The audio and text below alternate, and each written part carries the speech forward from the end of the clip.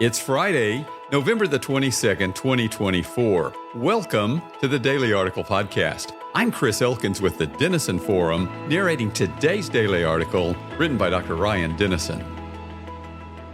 Former Representative Matt Gaetz was always going to be the most difficult of President-elect Donald Trump's cabinet selections to get through the Senate confirmation process. He was nominated under a shroud of investigations by the Department of Justice in 2020 and, more recently, the House Ethics Committee on accusations of illicit drug use, paying for sex, including sex with a minor, and obstruction of government investigations. Despite the charges being dropped in the Department of Justice case and the House investigation still ongoing, his conduct gave reason to doubt his worthiness to be the government's top attorney. There was some speculation that his nomination was part of why Trump broached the topic of recess appointments last week. Yet, Gaetz was in Washington on Thursday morning working with Vice President-elect J.D. Vance to build support for his approval. Eventually, however, it became clear that such approval wasn't coming. After the race in Pennsylvania was finally called in favor of Republican Dave McCormick, the GOP will have a 53-seat majority in the Senate, with only 50 votes needed for Trump's nominations to be approved. Thursday's conversations confirmed that at least 4 Republicans were already firm in their opposition, with several more inclined to vote no. Given that no Democrats were expected to vote in Gaetz' favor, that left intervention for Trump as his only viable path to the position. Faced with that reality, Gaetz chose to withdraw from consideration, posting on X that, quote, "While the momentum was strong, it is clear that my confirmation was unfairly becoming a distraction to the critical work of the Trump-Vance transition. There is no time to waste on a needlessly protracted Washington scuffle, thus I'll be withdrawing my name from consideration to serve as Attorney General. Trump's Department of Justice must be in place and ready on day one," end quote. News broke Thursday evening that Trump had already pivoted to former Florida Attorney General Pam Bondi for the cabinet position. So, who is Pam Bondi, and will her path to confirmation be simpler than that of Gaetz? Pam Bondi has been a prominent figure in Republican circles for some time now and was elected Attorney General in Florida in both 2010 and 2014. After serving the maximum 2 terms, she left in 2019 to help defend Trump in his first impeachment trial after he was accused of attempting to tie the offer of further military assistance for Ukraine for help in investigating Joe and Hunter Biden.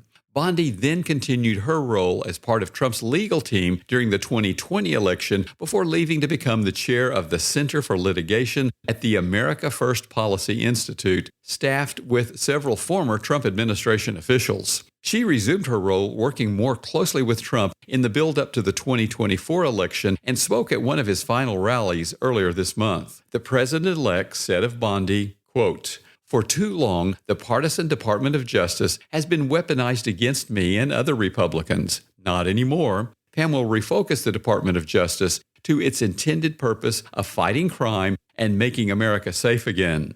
I have known Pam for many years. She is smart and tough and is an America First fighter who will do a terrific job as Attorney General," end quote. And many of those she will have to convince in order to succeed, where Gaetz did not seem to agree with Trump's assessment. Republican Senator from South Carolina, Lindsey Graham, predicted that Bondi, quote, "will be confirmed quickly because she deserves to be confirmed quickly." Senator Eric Schmidt, Republican from Missouri, echoed those sentiments, stating that, quote, "she will be an incredible Attorney General." Republican Senators Tom Tuberville of Alabama and Senator Mike Rounds of South Dakota were similarly effusive in their praise.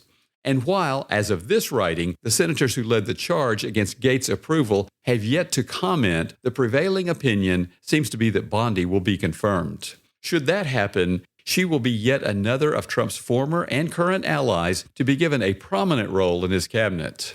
Of all the qualities that come up most frequently with Trump's cabinet picks, loyalty and trust seem to be among the most common. And it's understandable why he would prize those characteristics given the opposition he's faced in the past. Yet, loyalty and trust are only valuable insofar as they enable someone to speak hard truths and be heard. If Trump surrounds himself with people who will simply tell him what he wants to hear, he's likely to fail as president. However, if he surrounds himself with people who can deliver honest critiques in a way he can trust, he will be set up to succeed. And that same principle applies to each of us as well. When you think about the inner circle of people who have the most influence on your life, how would you describe them? Are they people who tell you what you want to hear, or people you can trust to tell you what you need to hear? And even more importantly, when you go to God for guidance, which of those two outcomes are you most hoping for? Do you want a God that will affirm your desire, or a God that will guide you to a life that He can bless, even if it requires walking down some paths you would prefer not to tread? I'm guessing most of us would like to say we want the latter relationship with the Lord, but is that truly reflected in the way we live? Do you surround yourself with people God can use to speak His truth into your life?